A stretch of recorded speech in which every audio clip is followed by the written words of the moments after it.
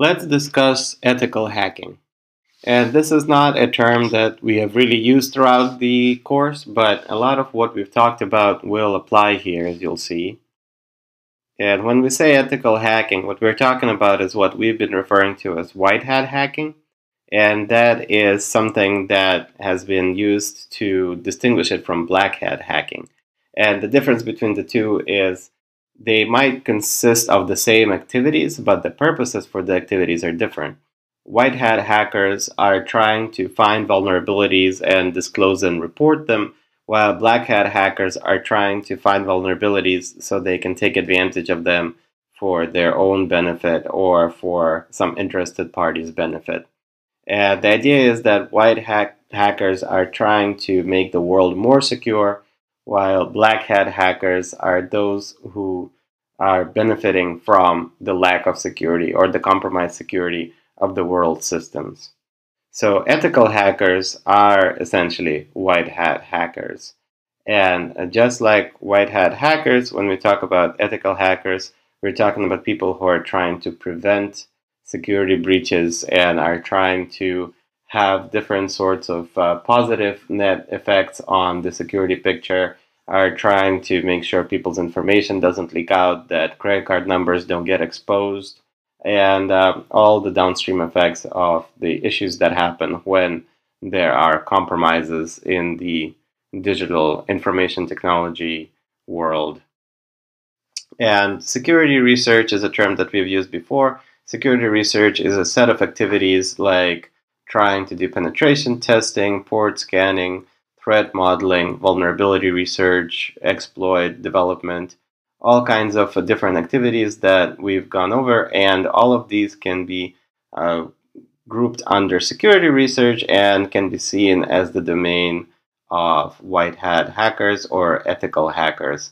And a lot of times ethical hackers will be working on commission from those that they are testing with. So suppose a corporation will either have their own employees who are ethical hackers after being certified in certain courses, or they'll bring in outside consultants who are experts at ethical hacking. And these are going to be the people who look at the systems and try to find the vulnerabilities and try to find the ways in which they can be attacked before a real attack happens.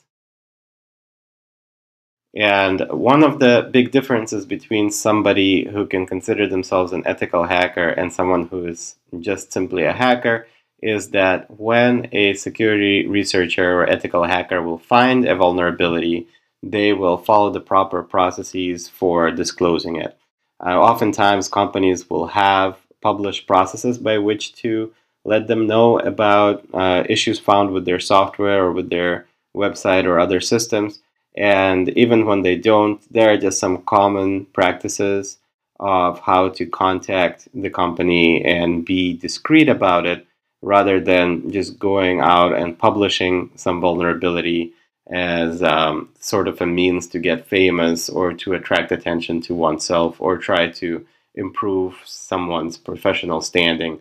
And so vulnerability disclosure, vulnerability reporting, these are all things that ethical hackers are very serious about and take very seriously and carefully, because the effects of trying to disclose a vulnerability too publicly too soon can be devastating.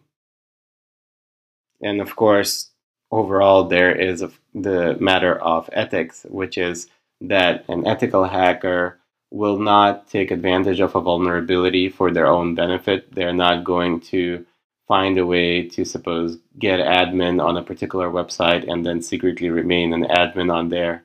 They are going to clean up after themselves, not cause lasting damage, not perform unauthorized activity without at some point disclosing what they've been doing, especially if that activity can have long-term effects. And they will communicate with those who are in authority in order to make sure that the activities that they've performed actually have a lasting benefit. So there is not this issue of just doing one-off attacks and then moving on and having this pattern of disruptive behavior. The idea is that even if some research happens independently, that in the long term it will benefit more than just the ethical hacker themselves.